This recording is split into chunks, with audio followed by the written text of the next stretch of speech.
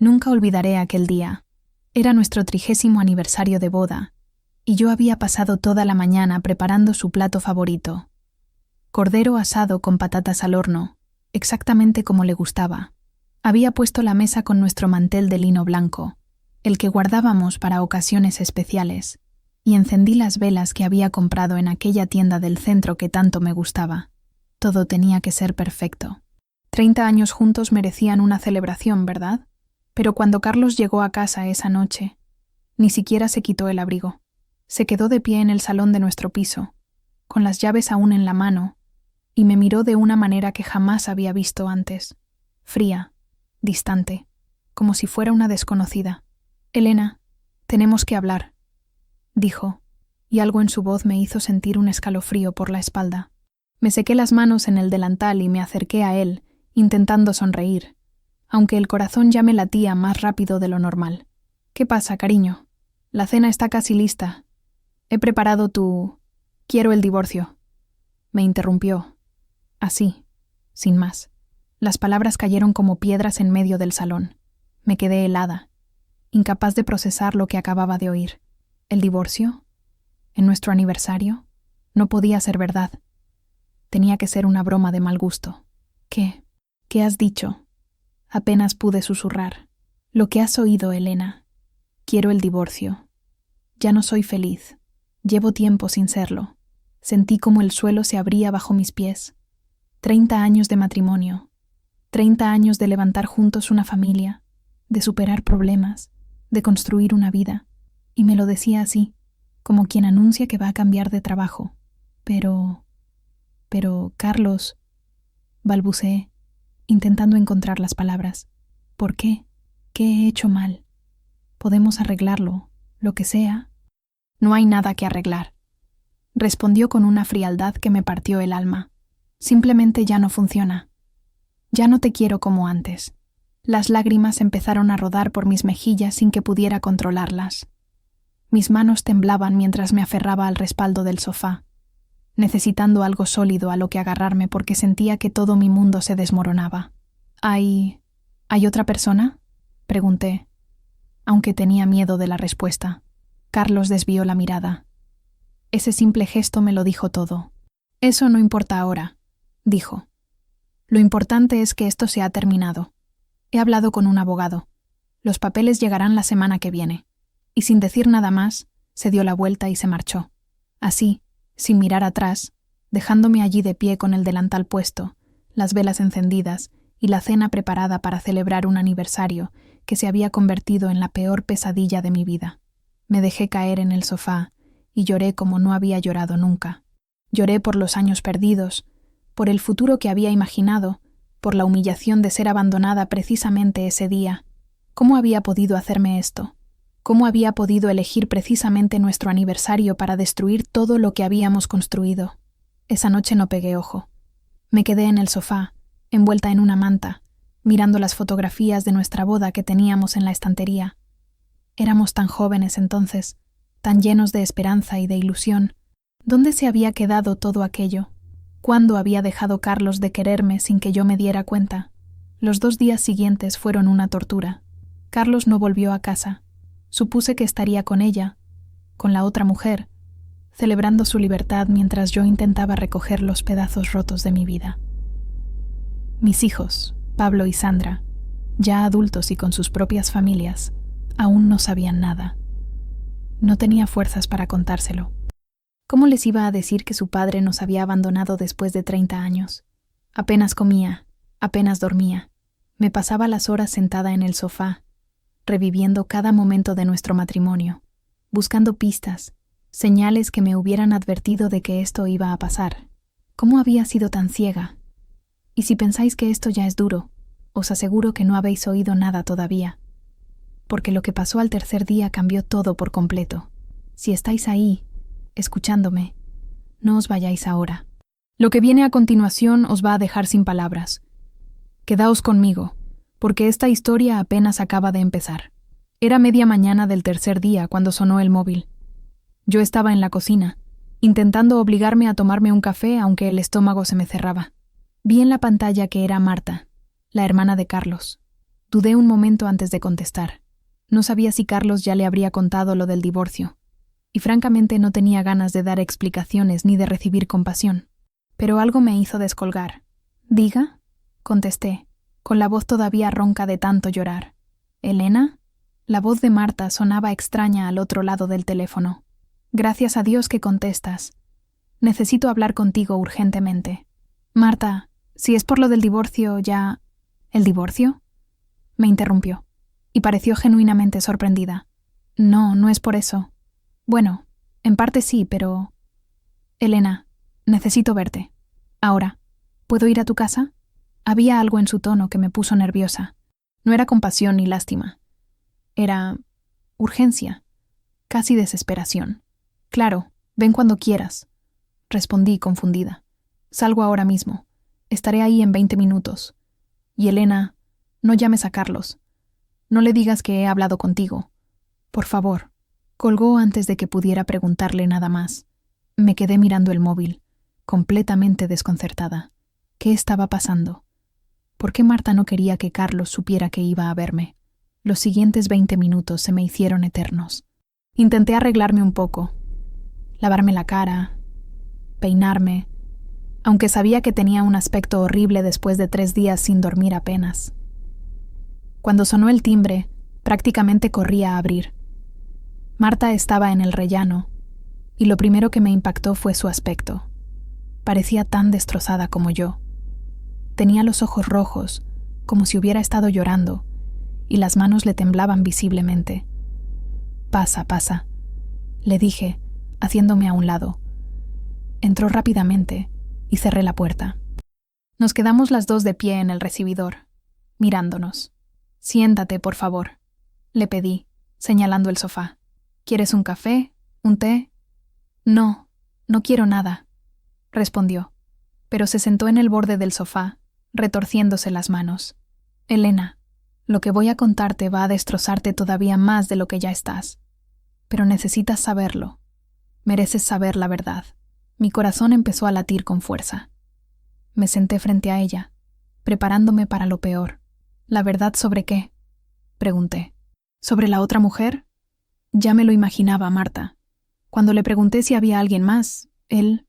«No es eso», me cortó Marta, y las lágrimas empezaron a rodar por sus mejillas. «Bueno, sí hay otra mujer, pero... Elena, la otra mujer es Lucía». El nombre no me decía nada al principio. Lo repetí en mi mente. «Lucía, Lucía. ¿Quién era Lucía?». «¿Lucía?», pregunté. «¿Quién es Lucía? No conozco a ninguna. Mi mejor amiga», susurró Marta. «Lucía es mi mejor amiga desde el instituto». «¿La conoces?». «Ha venido a casa varias veces. Estuvo en la comunión de mi hija». Entonces la recordé. Una mujer rubia, delgada, con una risa estridente. Debía de tener unos 45 años, 15 menos que yo. La había visto en reuniones familiares, pero nunca había hablado mucho con ella. Siempre me había parecido, no sé, algo falsa. «No puede ser», dije, negando con la cabeza. «Carlos apenas la conoce. Solo la ha visto un par de veces». «La ha visto muchas más veces de las que tú crees», respondió Marta con la voz rota. «Elena, llevan juntos más de 1 año. 1 año entero a mis espaldas, a tu espalda, engañándonos a las dos». Me dio un vuelco el corazón. ¿1 año? ¿Carlos llevaba 1 año entero con otra mujer y yo no me había dado cuenta de nada? Pero, ¿cómo lo has descubierto?, conseguí preguntar. Marta se secó las lágrimas con el dorso de la mano. «Ayer fui a casa de Lucía sin avisar. Necesitaba hablar con ella sobre... bueno, sobre cosas nuestras, problemas que tengo con mi marido. Tengo una llave de su piso. Ella me la dio hace años para emergencias. Cuando entré...». Su voz se quebró. «Cuando entré, Carlos estaba allí, en pijama. Era obvio que había pasado la noche con ella. Sentí náuseas. La imagen de Carlos en casa de esa mujer, en su cama, me revolvió el estómago». «¿Y qué pasó?», pregunté, aunque no estaba segura de querer saber la respuesta. Al principio se quedaron en shock. «Los dos», continuó Marta. Pero luego Carlos intentó explicarse, decir que lo sentía, que no había sido su intención herirme. Y entonces Lucía empezó a reírse. Se rió, Elena, como si todo fuera una broma. Dijo que ya era hora de que todo saliera a la luz, que estaban enamorados y que iban a estar juntos quisiera yo o no. Dios mío, susurré. Pero espera, porque hay más. Marta me miró directamente a los ojos. Empecé a hacerles preguntas. Quería saber cuánto tiempo llevaba aquello. Y entonces Lucía, con esa sonrisa horrible en la cara, me lo contó todo. Me contó que ella y Carlos se habían encontrado por casualidad hace algo más de un año en un centro comercial, que habían quedado para tomar un café, solo como amigos al principio, pero que la cosa fue a más. No podía creerlo. Un año entero. Había vivido un año entero de mi vida sin saber que mi matrimonio era una mentira. Y si creéis que esto ya es terrible, esperad a oír lo que viene ahora. Porque cuando Marta me contó el resto, cuando me explicó exactamente qué habían estado planeando Carlos y esa mujer, entendí que lo del divorcio no era simplemente el final de un matrimonio. Era algo mucho, mucho peor. Por favor, si estáis escuchando esta historia, dejad un comentario contándome qué haríais vosotros en mi situación. Necesito saber que no estoy sola, que hay otras personas que entienden lo que estoy sintiendo. Y quedaos, porque lo que descubrí después es todavía más impactante. Marta respiró hondo antes de continuar. Podía ver que lo que iba a decirme le costaba enormemente. Elena, no solo te han estado engañando todo este tiempo, dijo con voz temblorosa. Han estado planeando robarte todo lo que tienes. ¿Qué? Exclamé, sin entender.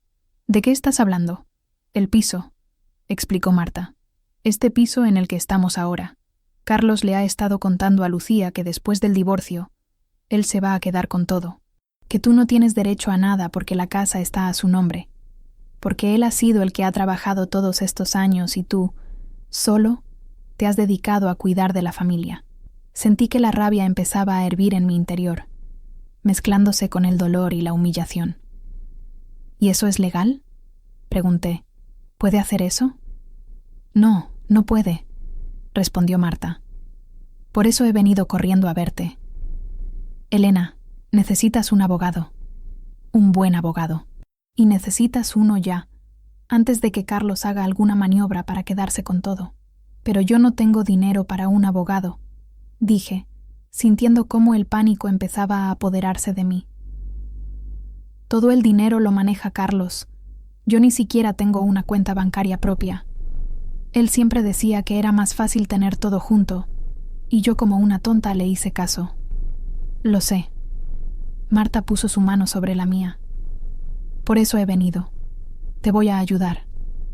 Conozco a una abogada excelente, especialista en divorcios.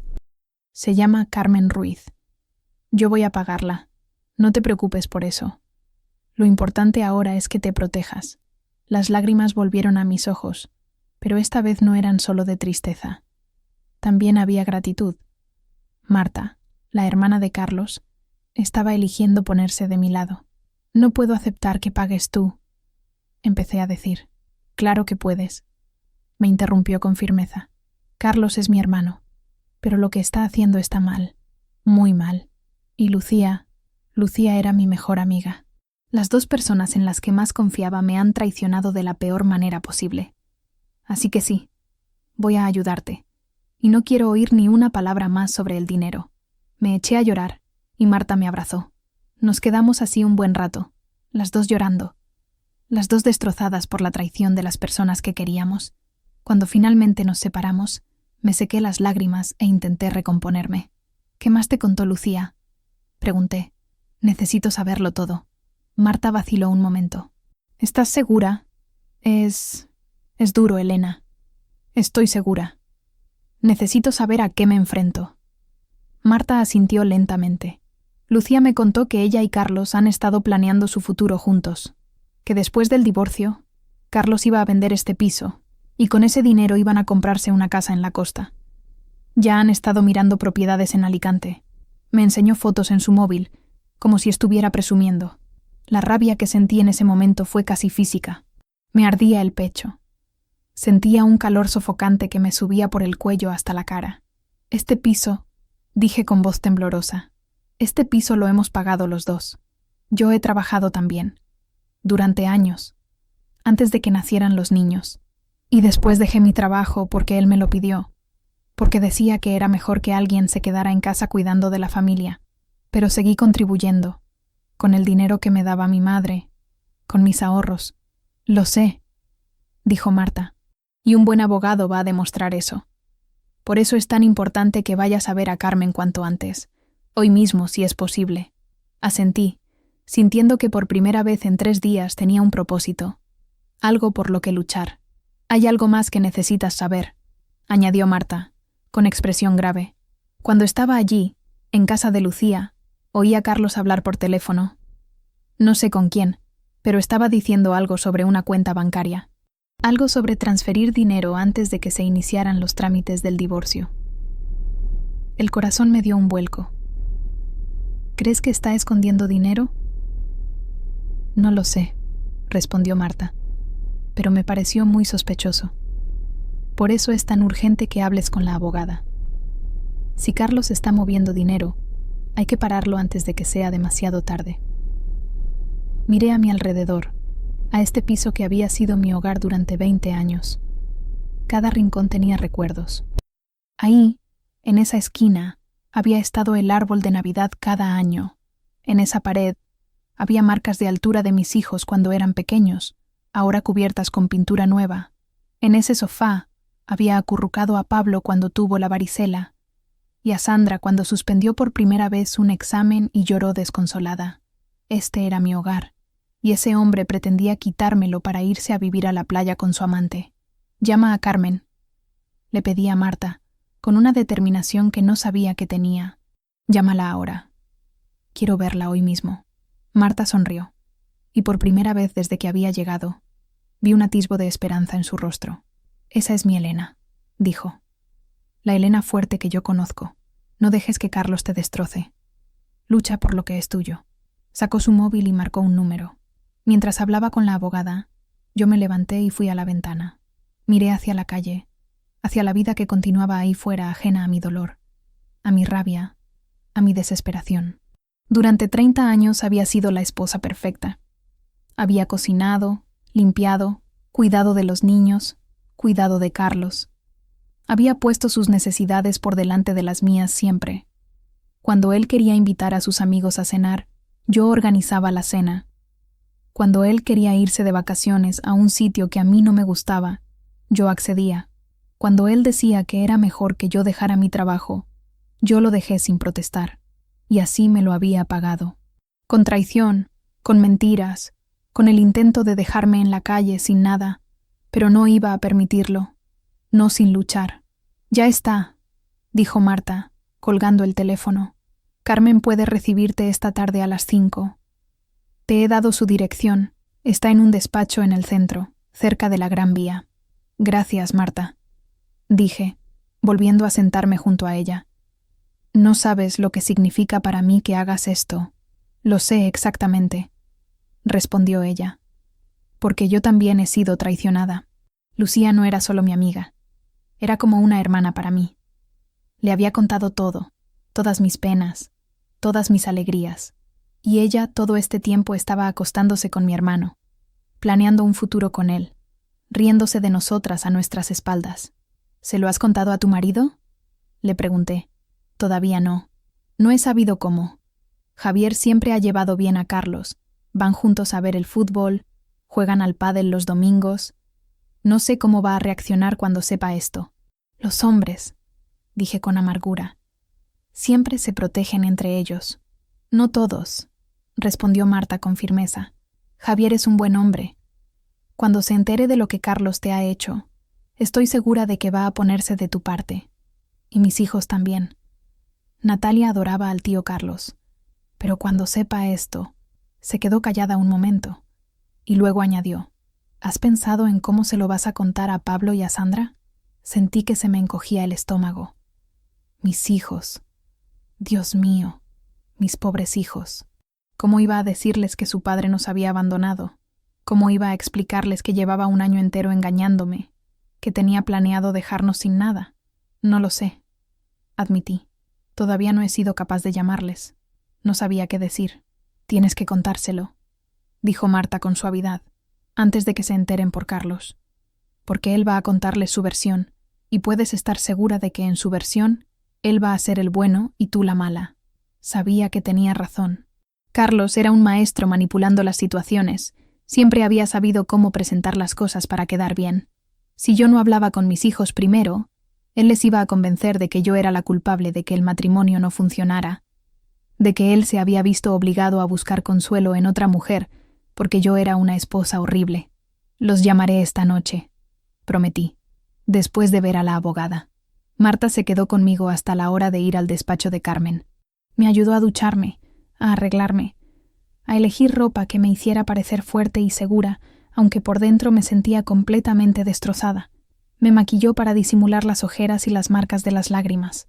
Tienes que presentarte ante esa abogada como una mujer que sabe lo que quiere, me dijo mientras me pintaba los labios, no como una víctima, como una luchadora. Cuando me vi en el espejo, casi no me reconocí. Parecía otra persona, más mayor, sí, pero también más dura, más determinada. Marta me llevó en su coche hasta el despacho de la abogada. Durante el trayecto no hablamos mucho.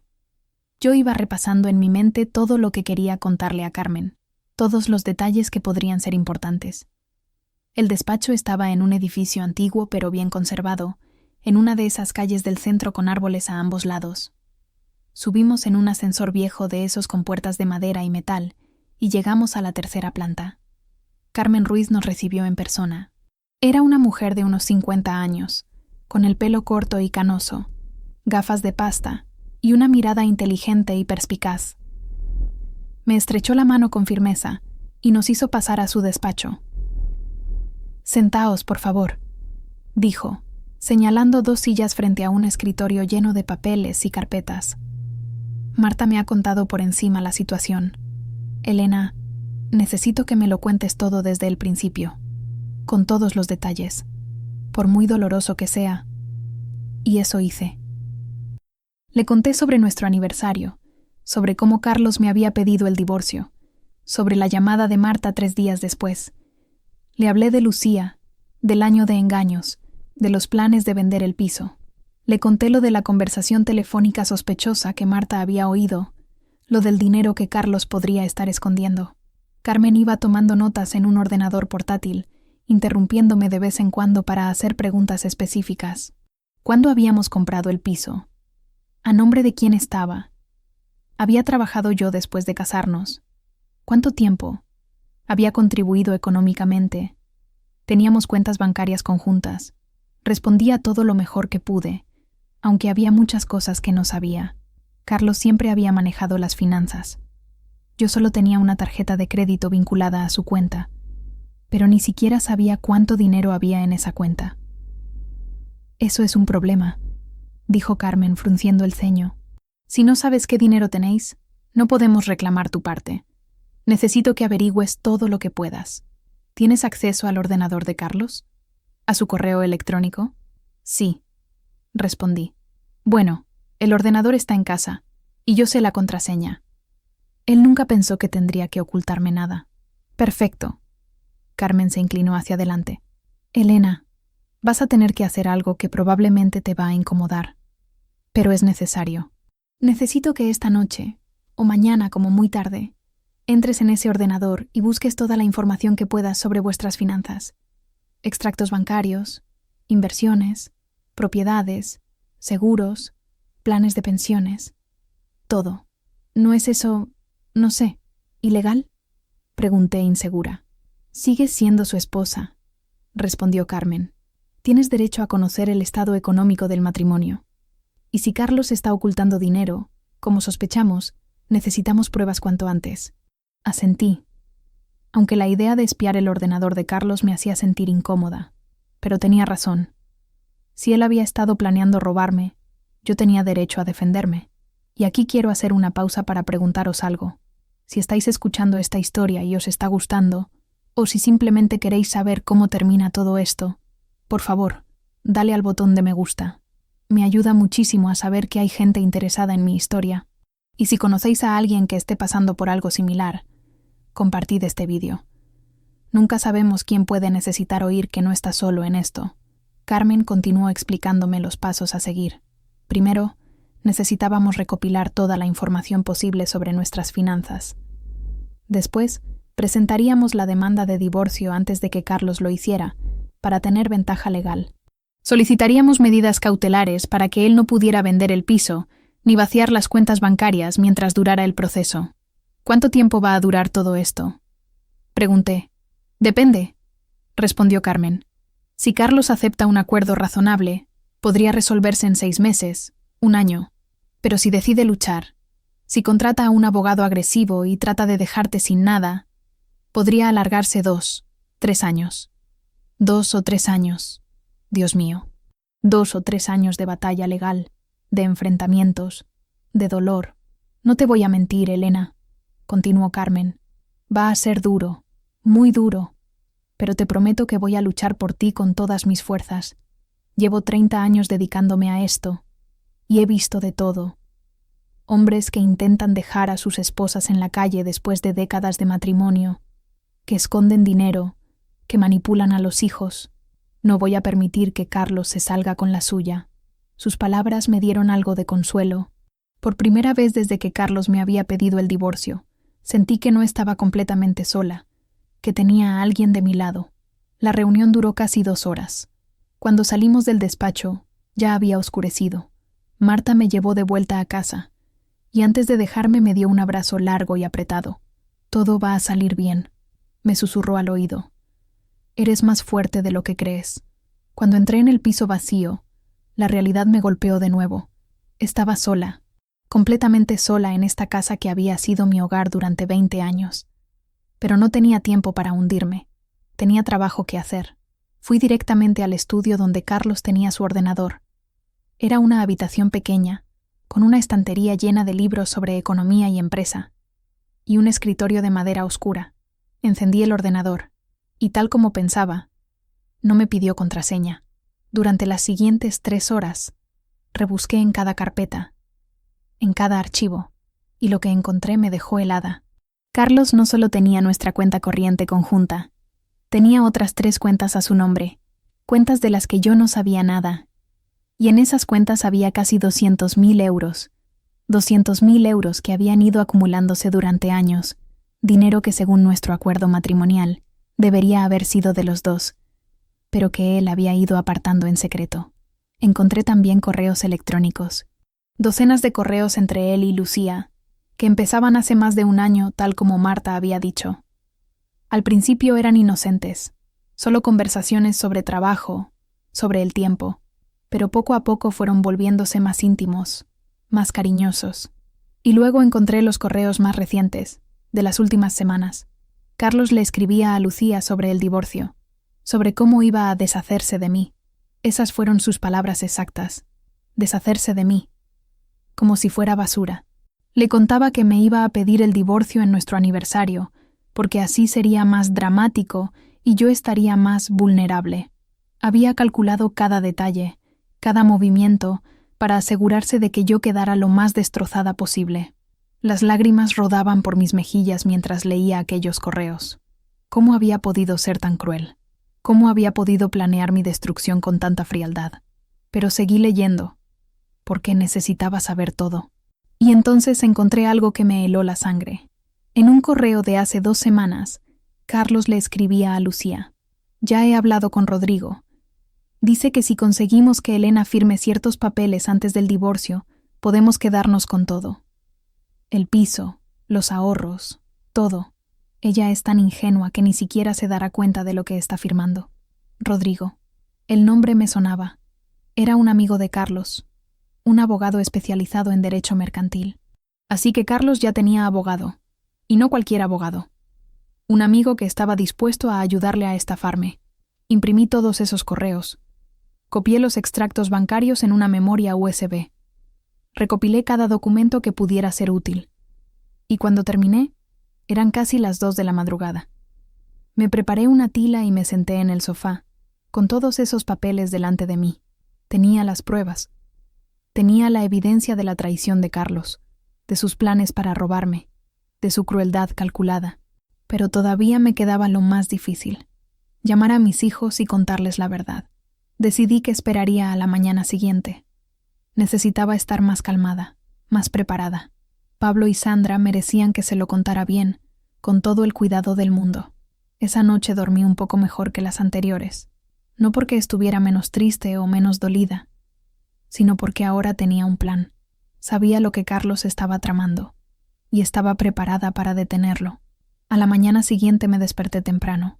Había quedado con Carmen para llevarle toda la documentación que había encontrado. Cuando llegué a su despacho a las 9 en punto, ella ya estaba allí, con una cafetera humeante y aspecto de haber dormido poco. ¿Has encontrado algo?, me preguntó nada más verme. Le entregué la memoria USB y la carpeta con los correos impresos. Vi cómo sus ojos se iban abriendo más y más según leía. «Esto es oro», dijo finalmente. «Elena, con esto tenemos el caso ganado. Carlos no solo te ha sido infiel, sino que además ha estado planeando cometer un fraude. Esto cambia completamente las cosas». «¿Qué vamos a hacer?», pregunté. «Primero, voy a solicitar inmediatamente medidas cautelares para congelar todas sus cuentas bancarias. Todas, incluso esas que tú no conocías. Y voy a pedir que se bloquee cualquier operación sobre el piso. Carlos no va a poder vender nada, ni mover ni un solo euro, hasta que esto se resuelva». ¿Y va a funcionar? Con estas pruebas, estoy segura de que sí. Tenemos evidencia escrita de que planeaba cometer fraude. Ningún juez va a permitir que continúe con eso. Por primera vez en días, sentí un atisbo de esperanza. Quizás no todo estaba perdido. Quizás todavía podía salvar algo de esta pesadilla. ¿Y ahora qué?, pregunté. «Ahora te vas a casa. Llamas a tus hijos y les cuentas la verdad», respondió Carmen. «Toda la verdad, antes de que Carlos pueda manipularlos. Y después, descansas. Deja que yo me encargue del resto. Para eso me pagas». Sonreí débilmente. Marta estaba pagándola, no yo, pero entendí el sentimiento. Volví a casa con el corazón en un puño. Llamar a mis hijos era lo más difícil que había tenido que hacer en mi vida. ¿Cómo le dices a tu hijo de 30 años que su padre es un mentiroso y un estafador? ¿Cómo le dices a tu hija que la familia que conocía era una mentira? Empecé por Pablo, mi hijo mayor. Cuando contestó el teléfono, su voz sonaba alegre, despreocupada. «Hola, mamá. ¿Qué tal? Hace días que no sé nada de vosotros. Pablo, necesito que vengas a casa», dije, intentando mantener la voz firme. «Necesito hablar contigo y con Sandra. Es importante». Debió de notar algo en mi tono, porque su alegría desapareció inmediatamente. «¿Qué pasa, mamá?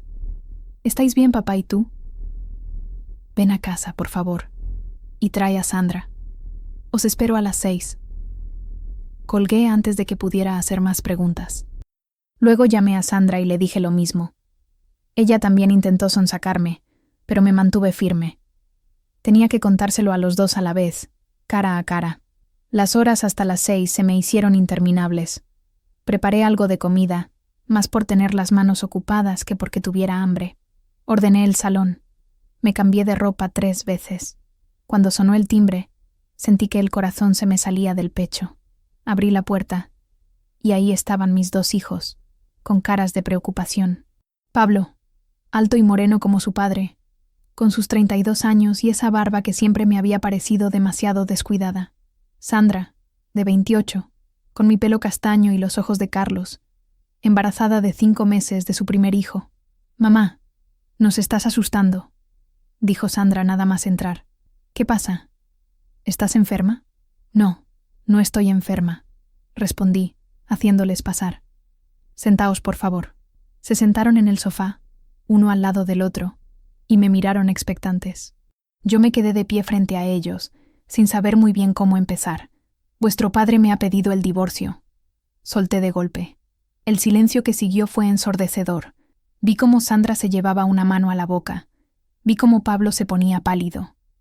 «¿Qué?», fue Pablo quien habló primero. «Mamá, eso no puede ser. Papá y tú lleváis 30 años casados, 30 años que al parecer no han significado nada para él», dije, y las lágrimas empezaron a rodar por mis mejillas otra vez. «Me lo pidió hace 4 días, en nuestro aniversario. No puede ser. Sandra negaba con la cabeza. Papá nunca haría eso. Tiene que haber un malentendido. Algo que... No hay malentendido. La interrumpí. Y hay más.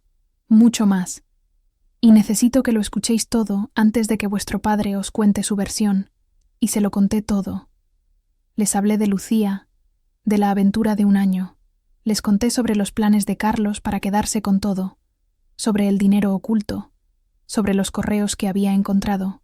Les mostré las impresiones de esos correos, para que vieran con sus propios ojos lo que su padre había escrito. Sandra lloraba abiertamente. Pablo estaba en shock, mirando los papeles como si no pudiera creer lo que estaba leyendo. Esto no puede ser real, repetía una y otra vez. Papá no puede haber hecho esto. No puede... Lo ha hecho, dije con firmeza, y siento muchísimo que tengáis que enteraros así, que tengáis que ver a vuestro padre como realmente es, pero necesitaba que lo supierais. Necesitaba que supierais la verdad antes de que él os manipulara. ¿Manipularnos? Sandra me miró con los ojos rojos. Mamá, es nuestro padre. ¿Cómo puedes pensar que...? Porque lo conozco, respondí. Lo conozco mejor que nadie. Y sé que va a intentar convenceros de que yo soy la mala, de que nuestro matrimonio no funcionaba por mi culpa, de que él se vio obligado a buscar consuelo en otra mujer. Pero la verdad está ahí, en esos papeles. Leedlos. Leed cómo planeó destrozarme, cómo calculó cada movimiento para dejarme sin nada. Pablo seguía leyendo los correos, con las manos temblando. Cuando terminó, levantó la vista hacia mí, y vi en sus ojos algo que no había visto nunca. Rabia pura. Voy a hablar con él, dijo levantándose bruscamente. Voy a hablar con él ahora mismo. Pablo, espera. Intenté detenerlo. No, mamá. Necesito oír de su propia boca que esto es verdad. Necesito entender cómo ha podido hacer algo así. Y antes de que pudiera decir nada más, salió del piso dando un portazo. Sandra se quedó conmigo, llorando en el sofá. Me senté a su lado y la abracé, sintiendo cómo su cuerpo se sacudía con los sollozos. Mi bebé, susurraba. Mi bebé va a nacer en medio de todo esto, en medio de este desastre. Tu bebé va a estar bien, le dije, acariciándole el pelo como cuando era pequeña. Y tú también. Todos vamos a estar bien. Pero no estaba segura de creer mis propias palabras. Si estáis siguiendo esta historia hasta aquí, gracias por quedaros conmigo. Sé que es larga, sé que es dura, pero necesitaba contarla. Necesitaba que alguien supiera por lo que he pasado. Por favor, dejad un comentario y decidme qué pensáis. ¿Habríais hecho lo mismo que yo? ¿O habríais actuado de otra manera? Vuestros comentarios significan mucho para mí. Sandra se quedó conmigo el resto de la tarde. Estábamos las dos en el sofá, sin hablar mucho, solo acompañándonos en el dolor. Llamó a su marido, Javier, para contarle lo que había pasado. Pude oír su voz al otro lado del móvil, sorprendida y furiosa. Mientras tanto, yo no paraba de mirar mi propio móvil, esperando noticias de Pablo. ¿Habría encontrado a Carlos? ¿Qué le habría dicho su padre? La respuesta llegó casi 3 horas después. Pablo entró por la puerta con cara de haberle dado una paliza a la vida. Tenía los ojos rojos, la ropa arrugada, y parecía haber envejecido 10 años en esas pocas horas. ¿Has hablado con él?, pregunté, levantándome del sofá. Pablo asintió lentamente y se dejó caer en un sillón. He hablado con él. Está en casa de esa mujer, Lucía. ¿Y qué te ha dicho? Al principio intentó negarlo todo, explicó Pablo, con la voz cansada. Decía que tú estabas exagerando, que los correos no significaban lo que parecían, pero cuando le enseñé las impresiones, cuando le pregunté directamente si llevaba 1 año con esa mujer, no pudo seguir mintiéndome. Lo admitió todo. «Dios mío», susurró Sandra. «Pero lo peor no fue eso», continuó Pablo. «Lo peor fue cómo lo justificaba.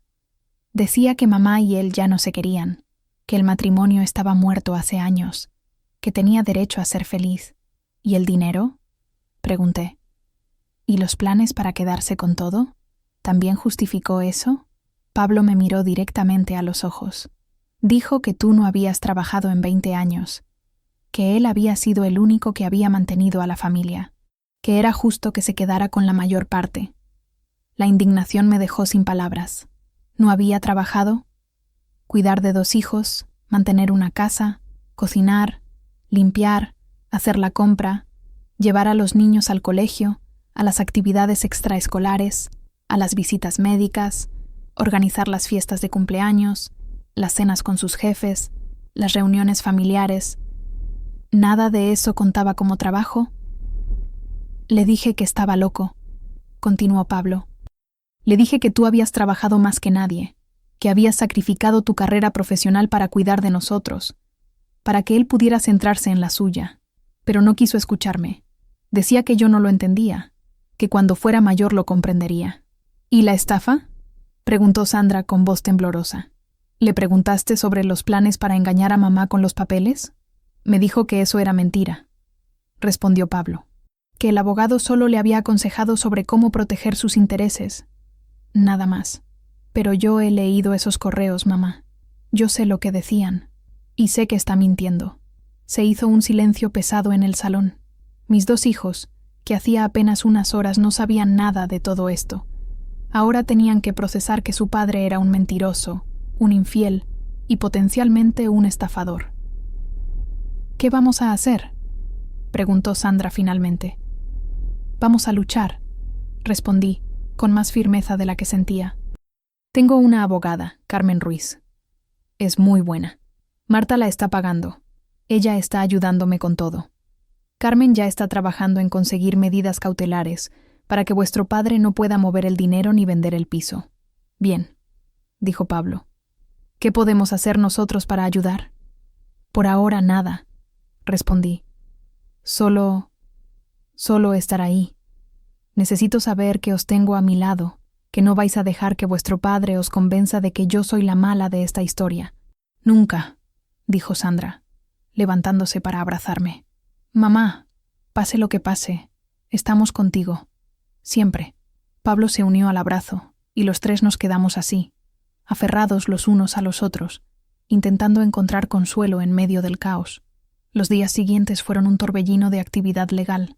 Carmen presentó la demanda de divorcio en mi nombre, y tal como había prometido, solicitó medidas cautelares sobre todas las cuentas y propiedades.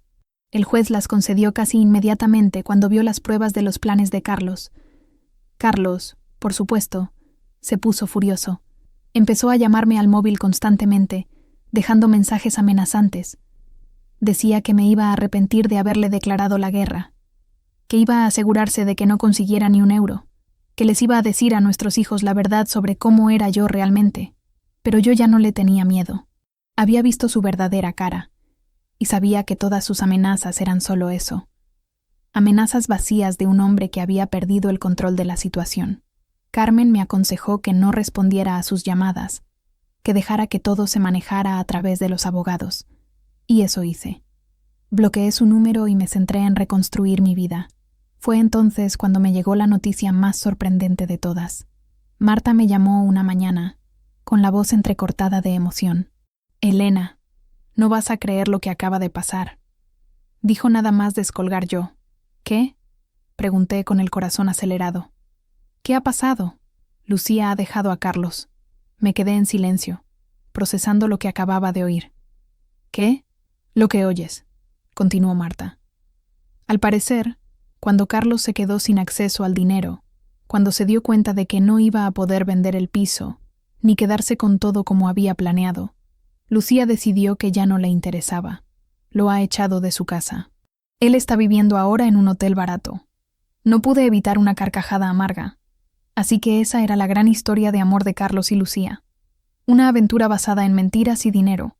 Y en cuanto el dinero desapareció, el amor también. «¿Cómo te has enterado?», pregunté. «Carlos llamó a mi marido llorando», explicó Marta, diciéndole que Lucía lo había usado, que nunca lo había querido de verdad. Javier me lo contó todo. Dice que Carlos está destrozado, que no sabe qué hacer. Debería haber sentido satisfacción. Debería haberme alegrado de que Carlos estuviera sufriendo como me había hecho sufrir a mí, pero lo único que sentí fue tristeza, Tristeza por los 30 años desperdiciados con un hombre que al final resultó ser un extraño. Tristeza por la familia que habíamos destruido. Tristeza por todo lo que podríamos haber sido y nunca fuimos. ¿Estás bien?, preguntó Marta, preocupada por mi silencio. Sí, respondí. Solo estoy cansada, muy cansada. Y era verdad. Estaba agotada de llorar, de luchar, de intentar entender cómo habíamos llegado a este punto. Pero no podía rendirme. Todavía no. El proceso de divorcio se alargó meses. Carlos contrató a un abogado caro, muy agresivo, que intentó por todos los medios demostrar que yo no merecía nada. Presentaron testigos que decían que yo era una mala esposa, que descuidaba el hogar, que no atendía a Carlos como debía. Eran todo mentiras, por supuesto, pero dolían de todas formas. Carmen luchó por mí con uñas y dientes. Presentó pruebas de todas mis contribuciones al matrimonio. Consiguió testimonios de vecinos, de amigos, de profesores de mis hijos, todos diciendo que yo había sido una madre y esposa ejemplar durante años. Y por supuesto, teníamos los correos. Esos malditos correos donde Carlos planeaba estafarme, donde se reía de mi ingenuidad, donde reducía 30 años de matrimonio a un obstáculo que superar. Finalmente, después de casi un año de batallas legales, llegamos a un acuerdo. No fue perfecto, pero fue justo. El piso se vendería y dividiríamos el dinero a partes iguales. Las cuentas bancarias también se dividirían. Yo recibiría además una pensión compensatoria durante 5 años, para ayudarme a reincorporarme al mercado laboral. Carlos tuvo que aceptarlo todo porque la alternativa era ir a juicio, y su propio abogado le dijo que con las pruebas que teníamos, un juez probablemente me daría incluso más. El día que firmamos los papeles del divorcio fue extraño. Nos encontramos en el despacho del notario, Carlos y yo, cada uno con nuestro abogado. Fue la primera vez que lo veía desde aquella noche en que me pidió el divorcio. Parecía más viejo, más cansado. Había perdido peso y tenía canas que no recordaba haber visto antes.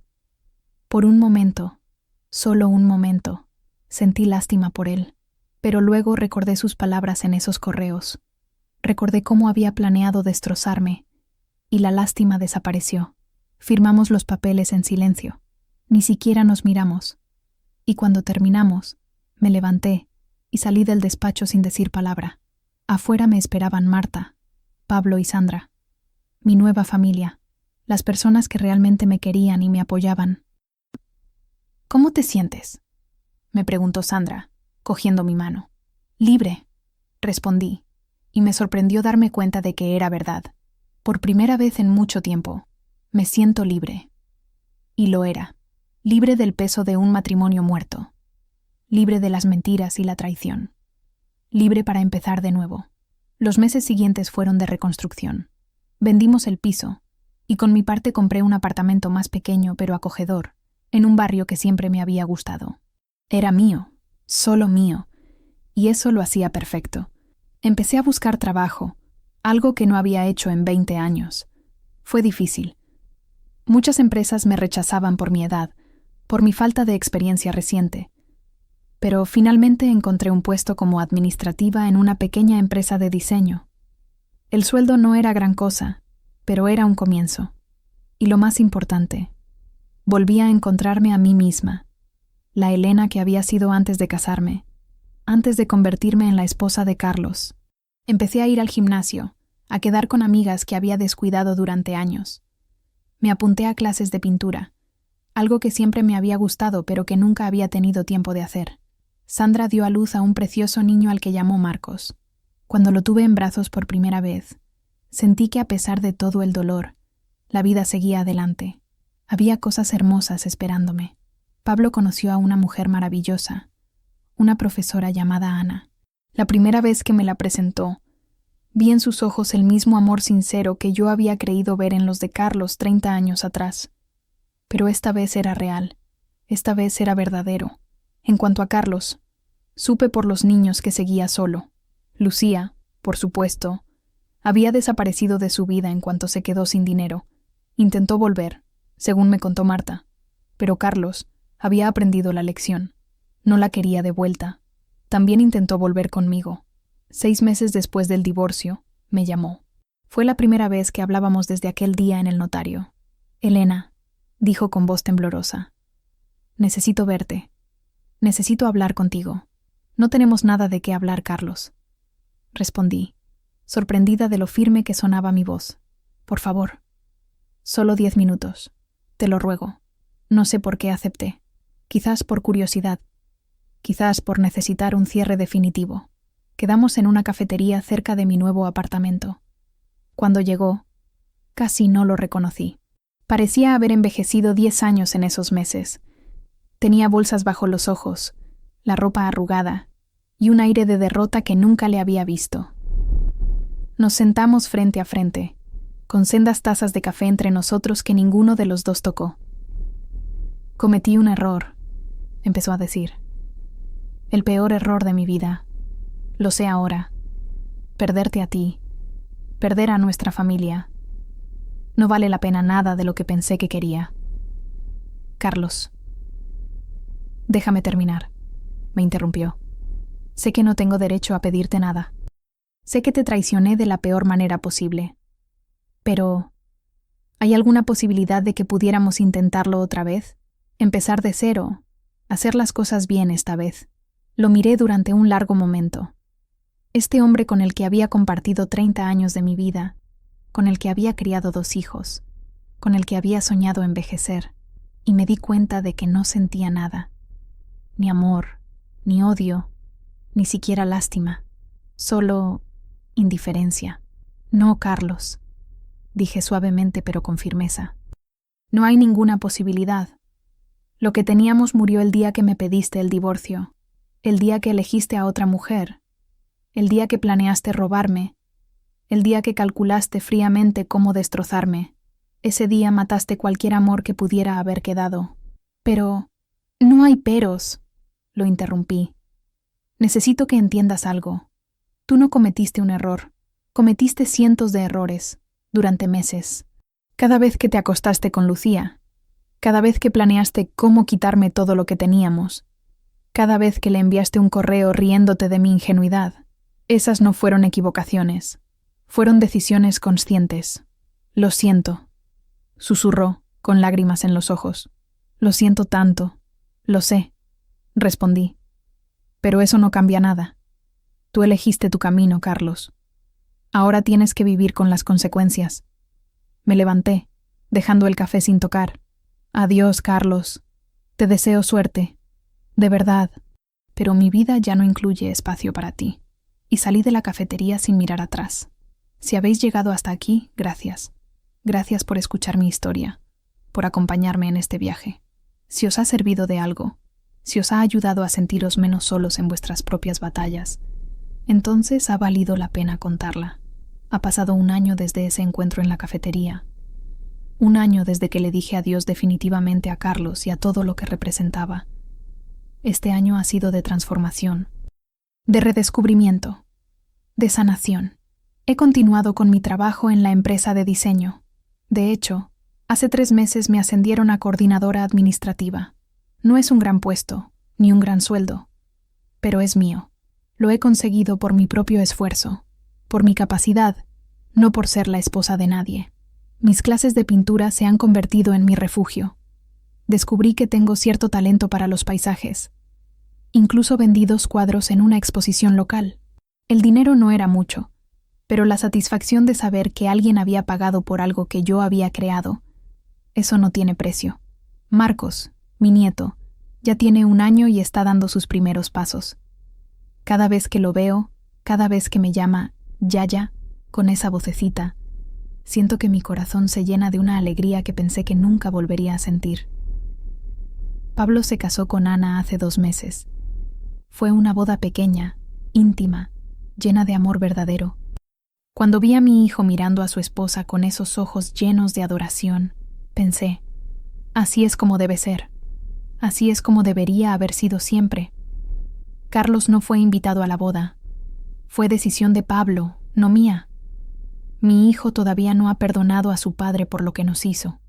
Quizás algún día lo haga, quizás no. Esa es su decisión y la respeto. Sandra está embarazada otra vez. Una niña esta vez. Dice que va a llamarla Elena, como yo. Cuando me lo dijo, lloré. Lloré por todo lo que había perdido y por todo lo que había ganado. Lloré por la mujer que había sido y por la mujer en la que me había convertido. Marta sigue siendo mi mejor amiga. Ella y yo hemos creado un vínculo que va más allá de la familia política. Ella también dejó de hablar con su hermano. Dice que lo que Carlos hizo fue imperdonable y que ella eligió ponerse de mi lado.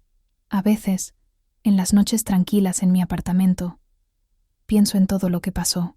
En aquella noche de aniversario cuando Carlos me pidió el divorcio. En la llamada de Marta 3 días después que lo cambió todo. En los meses de batalla legal, de lágrimas, de reconstrucción.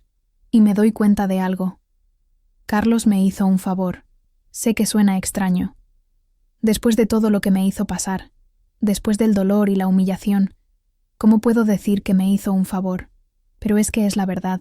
Al destruir nuestro matrimonio, al obligarme a enfrentarme a la realidad, me dio algo que había perdido hace mucho tiempo.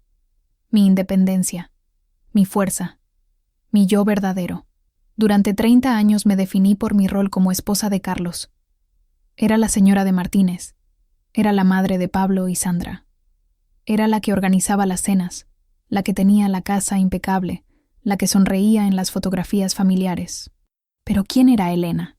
La Elena de antes de Carlos, la Elena independiente de todos esos roles.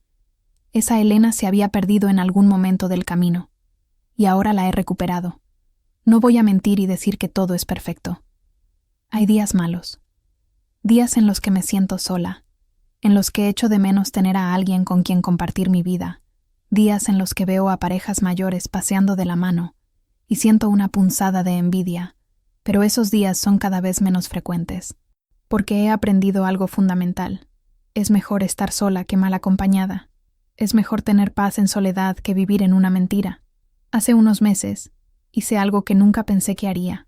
Me apunté a una aplicación de citas, no porque esté desesperada por encontrar pareja, sino porque pensé, ¿por qué no? Tengo 63 años, pero eso no significa que mi vida romántica tenga que haber terminado. He tenido algunas citas. Nada serio todavía. Un señor viudo muy agradable con el que fui al cine. Un profesor jubilado con el que compartí algunos cafés y buenas conversaciones. No sé si alguno de ellos se convertirá en algo más, y la verdad es que tampoco me importa mucho.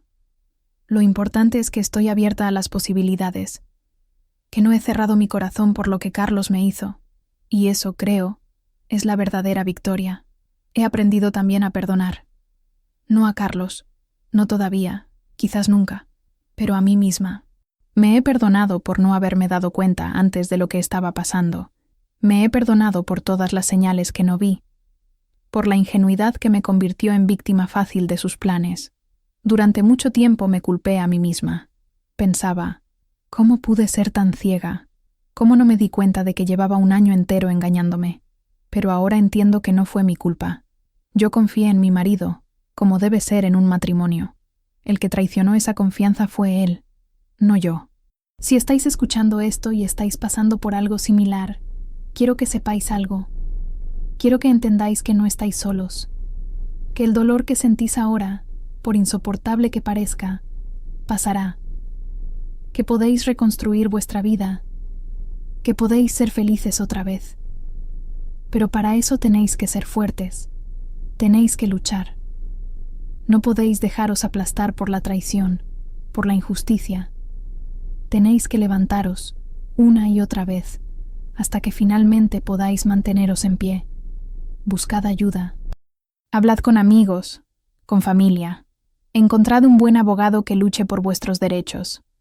No tengáis miedo de pedir lo que os corresponde, de reclamar lo que es justo. Y sobre todo, no perdáis la esperanza, porque aunque ahora mismo sintáis que vuestra vida se ha acabado, os prometo que no es así. Vuestra vida está simplemente tomando un camino diferente. Un camino que quizás no habíais planeado, pero que puede llevaros a lugares maravillosos. Hace unas semanas recibí una carta. Era de una mujer que había visto un vídeo mío contando mi historia en redes sociales. Me escribía para decirme que su marido acababa de pedirle el divorcio. y que escuchar mi historia le había dado fuerzas para seguir adelante. Lloré cuando leí esa carta. Lloré porque me di cuenta de que mi dolor, todo lo que había pasado, había servido para ayudar a alguien más, y eso le daba sentido a todo. Por eso he querido contar mi historia con tanto detalle, porque sé que hay otras mujeres, y hombres también, que están pasando por lo mismo, que se sienten perdidos, traicionados, destrozados. Y quiero que sepan que hay luz al final del túnel. Si me hubieran dicho hace un año, cuando estaba sentada en mi sofá llorando después de que Carlos me pidiera el divorcio, que un año después estaría contenta, independiente, con mi propia vida y mis propios sueños, no lo habría creído. Me habría parecido imposible. Pero aquí estoy. Y si yo pude hacerlo, vosotros también podéis. No va a ser fácil. Va a haber días en los que querréis rendiros. Días en los que el dolor será tan intenso que no sabréis cómo seguir respirando. Pero esos días pasarán. Y cada día que sobrevivís es una victoria. Cada pequeño paso cuenta. Levantarse de la cama cuando todo lo que quieres es quedarte allí llorando. Comer aunque no tengas hambre. Ducharte, vestirte, salir a la calle. Son victorias, todas y cada una de ellas. Y poco a poco, esos pequeños pasos se convierten en pasos más grandes. Empezar a buscar trabajo, hacer nuevas amistades, retomar viejas aficiones o descubrir nuevas, atreverte a sonreír otra vez, a reír, a disfrutar de la vida. No sé qué me depara el futuro. Quizás conozca a alguien especial y vuelva a enamorarme. Quizás no. Quizás pase el resto de mi vida sola, rodeada de mis hijos, mis nietos, mis amigos, y estoy en paz con ambas posibilidades. Porque he aprendido que mi felicidad no depende de tener un hombre a mi lado. Mi felicidad depende de mí, de las elecciones que hago, de cómo decido vivir mi vida. Carlos me quitó muchas cosas. Me quitó 30 años. Me quitó la seguridad económica que había dado por sentada. Me quitó la imagen que tenía de mi familia perfecta. Pero no pudo quitarme lo más importante. No pudo quitarme a mí misma.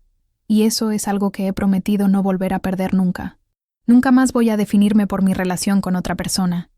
Nunca más voy a dejar que alguien controle mi vida, mis finanzas, mis decisiones.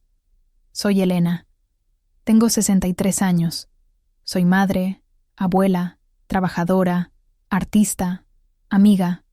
Soy superviviente, soy luchadora y estoy orgullosa de la mujer en la que me he convertido. Si podéis, por favor, suscribíos al canal. No sabéis cuánto significan para mí vuestro apoyo, vuestros comentarios, vuestras historias. Cada vez que alguien me escribe diciendo que mi experiencia le ha ayudado, siento que todo lo que pasé tuvo un propósito. Y si conocéis a alguien que esté pasando por una situación similar, compartid esta historia. Porque a veces, saber que no estamos solos es lo único que necesitamos para encontrar la fuerza de seguir adelante. El otro día estaba en el parque con Marcos. Él corría detrás de las palomas, riéndose con esa risa contagiosa de los niños pequeños. Y mientras lo veía, pensé en todo el camino que había recorrido desde aquella noche terrible del aniversario. Pensé en la Elena que era entonces, rota, desesperada, sin saber cómo iba a sobrevivir al día siguiente. Y miré a la Elena que soy ahora, entera, fuerte, con una vida que me gusta y un futuro que me emociona. Y sentí gratitud, gratitud por haber sobrevivido, gratitud por las personas que me apoyaron, gratitud por la oportunidad de empezar de nuevo. La vida nos pone pruebas. A veces, pruebas terribles que parecen diseñadas para rompernos. Pero esas pruebas también nos dan la oportunidad de demostrar de qué estamos hechos, de descubrir una fuerza que no sabíamos que teníamos. Carlos pensó que me estaba destruyendo cuando me pidió el divorcio. Pensó que me dejaría destrozada, incapaz de sobrevivir sin él. Se equivocó. No me destruyó. Me liberó. Me liberó de una vida de mentiras. Me liberó de un matrimonio muerto. Me liberó para ser yo misma otra vez. Y por eso, aunque suene extraño, casi le estoy agradecida. Casi. Porque todavía duele. Todavía hay momentos en los que pienso en los 30 años que pasamos juntos Y me pregunto cuántos de esos años fueron reales. ¿Me quiso alguna vez de verdad? ¿O siempre fui solo una conveniencia para él? Probablemente nunca sabré la respuesta. Y está bien, porque ya no necesito saberla. Lo que necesito saber es que yo soy suficiente, que merezco ser amada, respetada, valorada, y que si alguien no puede darme eso, entonces no merece un lugar en mi vida. Es una lección dura, aprendida de la manera más dolorosa posible, pero es una lección que nunca olvidaré. Ahora, cuando miro hacia atrás, veo mi vida dividida en dos partes, el antes y el después de aquella llamada de Marta. El antes era seguro pero estaba construido sobre mentiras. El después es incierto pero está construido sobre verdad. Y prefiero la verdad incierta a la mentira segura, cada día. Mañana tengo una cita.